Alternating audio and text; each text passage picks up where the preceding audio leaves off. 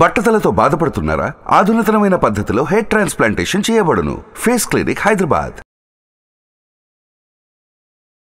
నమస్తే, welcome to Suman TV. నేను విష్ణు. ప్రస్తుతంతో పాటు certified financial planner Ram Prasad గారు ఉన్నారు. వారితో మాట్లాడదాం. సార్ నమస్తే. సార్ రామ్ ప్రసాద్ గారు. నమస్తే అండి. సార్ రామ్ ప్రసాద్ గారు, ఒక లోయర్ ఇన్కమ్లో ఉన్న ఒక పర్సన్, అంటే ఒక మధ్యతరగతి పర్సన్ నెలకి ఒక 1000 రూపాయలు కనుక ఇన్వెస్ట్మెంట్ స్టార్ట్ చేసుకుంటే ఒక 40 years పాటు, సో నేను దీన్ని ఎస్ఐపి క్యాలిక్యులేటర్లో ఒకసారి నేను ఇంప్లిమెంట్ చేసి చూస్తా. నెలకి 1000 రూపాయలు 40 years ఇన్వెస్ట్ చేస్తే ఎంత వస్తుంది ఏంటనేది ఒకసారి నేను చూసి మిమ్మల్ని అడుగుతాను. అసలు రిటర్న్స్ ఏంటి, ఎలా ఉన్నాయి ఒకసారి. ఓకేనా? నేను కూడా ఎస్ఐపి క్యాలిక్యులేటర్ వాడుతున్నాను.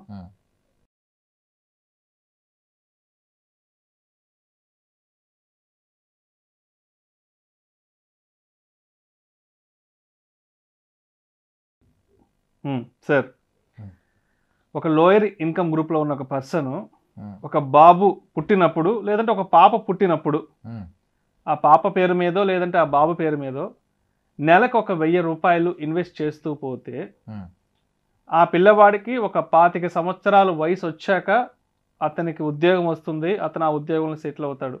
సో 25 సంవత్సరాల వరకు ఆ 1000 రూపాయలు అనేది ఆ తండ్రి ఇన్వెస్ట్ చేశాడు. ఇప్పుడు అతనికి ఉద్యోగం వచ్చింది కాబట్టి నెక్స్ట్ 15 years పాటు ఆ పిల్లవాడు నెలకి 1000 రూపాయలతో ఆ ఇన్వెస్ట్మెంట్ని కంటిన్యూ చేస్తాడు. సో ఆ పిల్లవాడికి ఒక 40 years వయసు వచ్చేటప్పటికే, సో అతను నెలకి 1000 రూపాయల చొప్పున 40 years ఇన్వెస్ట్ చేశాడు.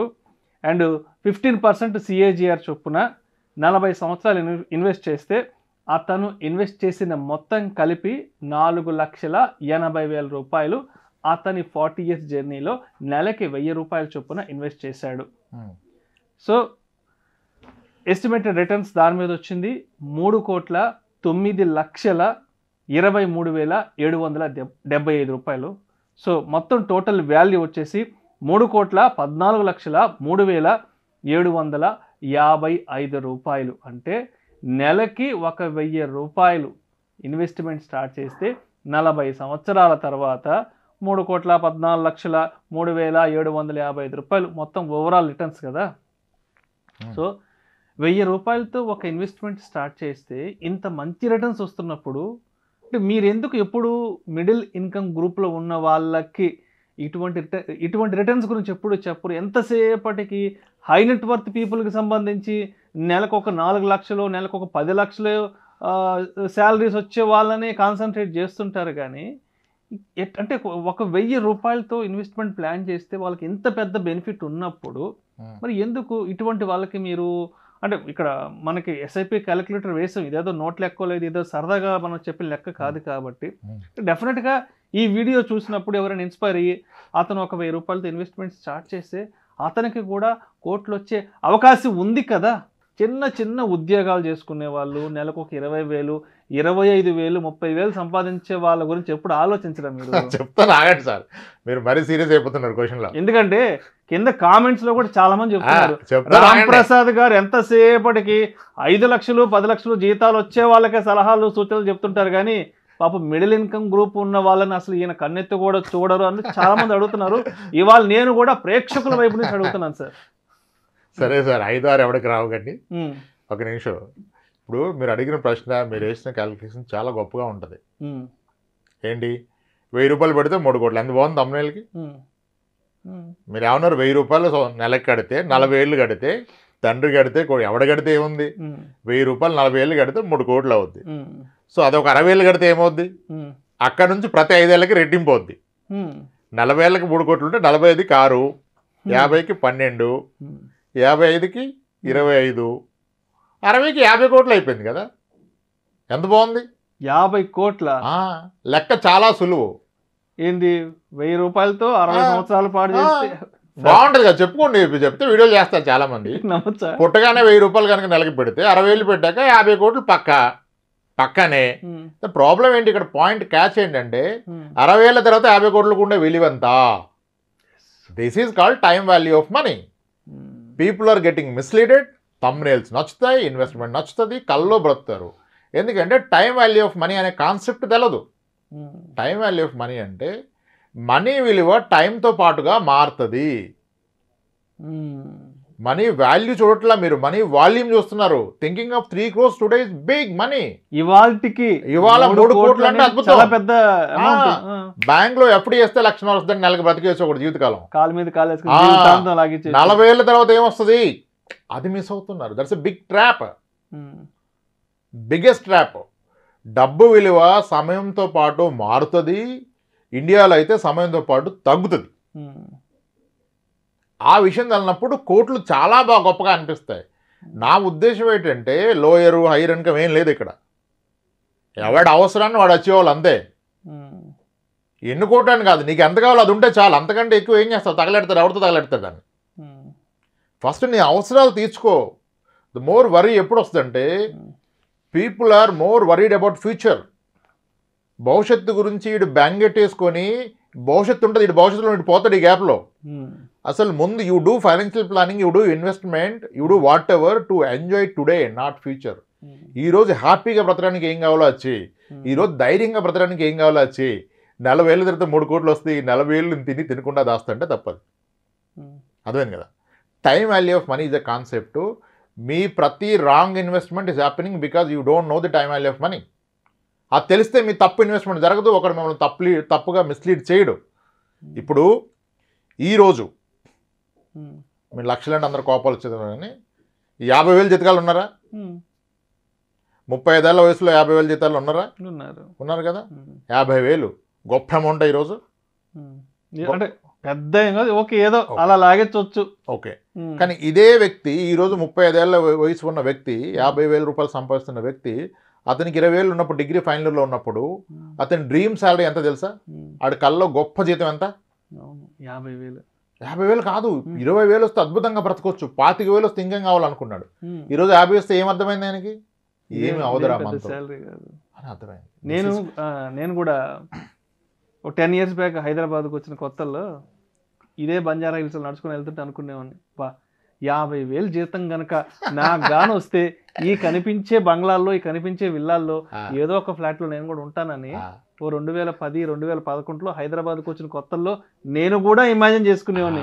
బట్ ఇప్పుడు 50,000 అనేది నథింగ్ అసలు. గత వీడియోలో కూడా ఏదో వీడియోలో నేను చట్నీస్లో బ్రేక్ఫాస్ట్ అందరూ ఆయన కోపం వచ్చింది, కామెంట్ పెట్టాడు, అంత చిల్లరగా మాట్లాడదు మీరు చట్నీస్లో బ్రేక్ఫాస్ట్. అదే జరుగుతుంది. ఇప్పుడు ఒక విషయం చెప్తాను sir, time value of money taluka mislead అవుతాం. ఇప్పుడు 1985, 86లో ఉద్యోగం వచ్చిన వ్యక్తికి, సగటు వ్యక్తికి, ఫస్ట్ అది కూడా కాదు, ఇంకో క్వశ్చన్ అడుగుతాం.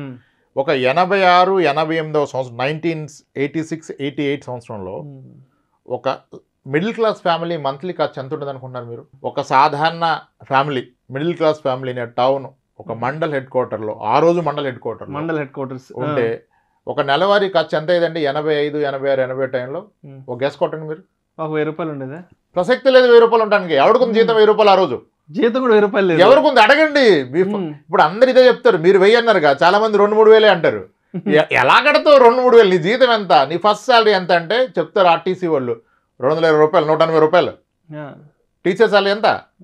విత్ ఆల్ అలవెన్స్లు కలిపి 620 వచ్చేది నాకు అంటాడు. మరి నీ జీతం 500 ఉంటే 1000 రూపాయలు, 2000 ఎలా ఖర్చు పెడతావు? This is called time value of money.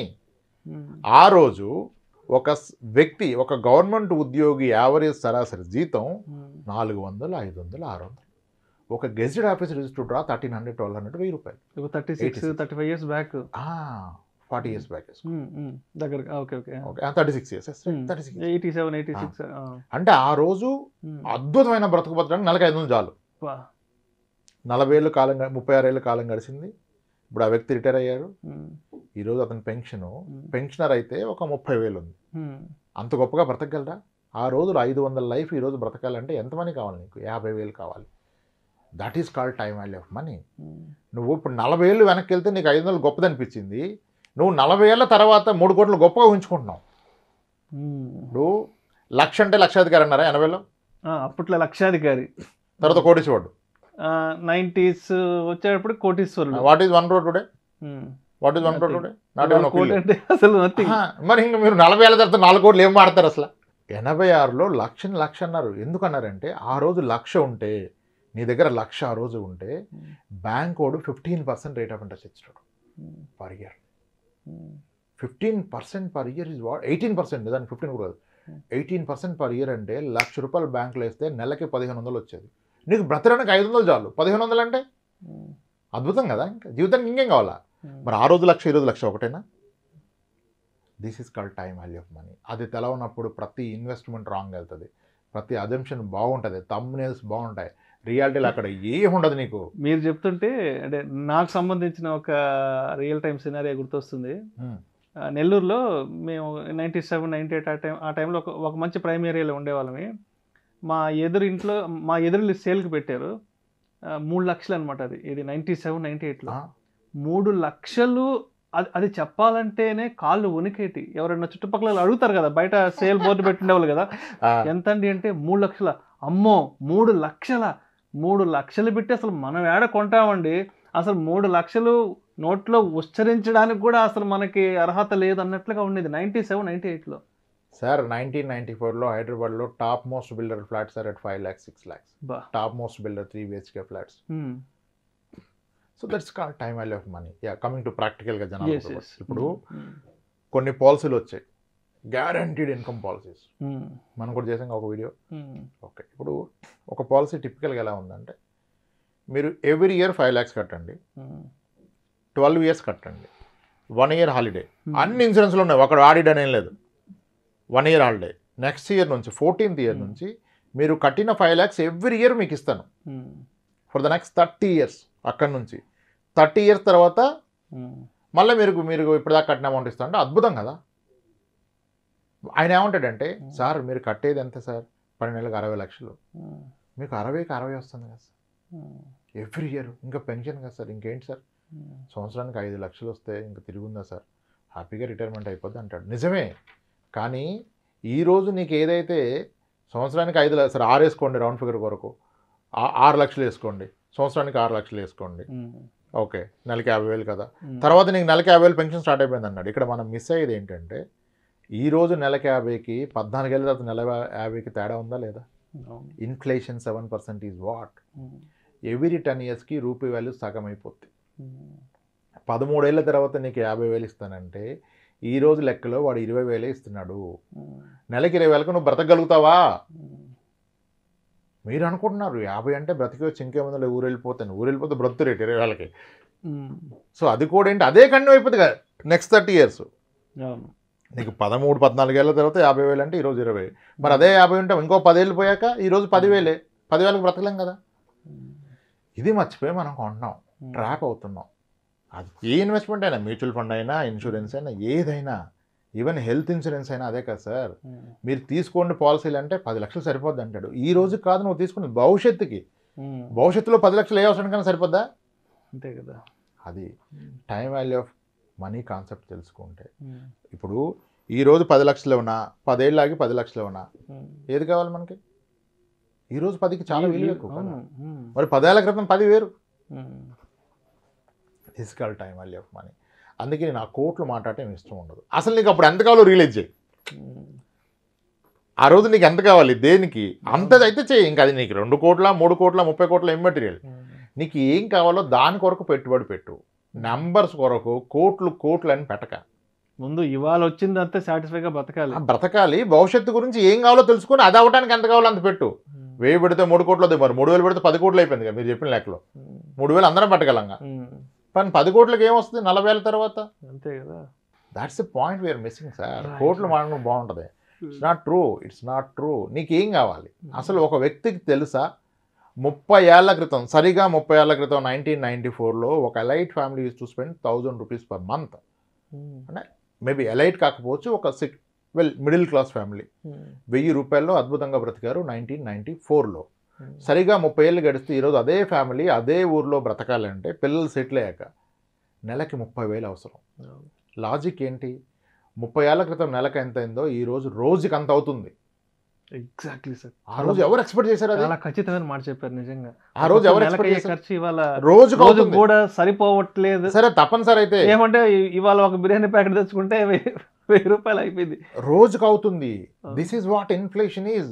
Planning should factor all these things. My God, that is nothing but inflation. చదువు అయినా, పెళ్ళైనా, రిటైర్మెంట్ అయినా, విహారయాత్ర అయినా ఇది కదా మనం ఫ్యాక్టర్ చేయాల్సింది. అది వదిలేసి only numbers, absolute returns, double అయింది, ట్రిపుల్ అయింది, 10 రెట్లు అయింది, ఇవన్నీ ఏంటి పిచ్చి మాటలు అవన్నీ. పిచ్చి మాటలు సార్ అవన్నీ. ఇన్ఫ్లేషన్ అనే దానికి బెస్ట్ ఎగ్జాంపుల్ ఇదే.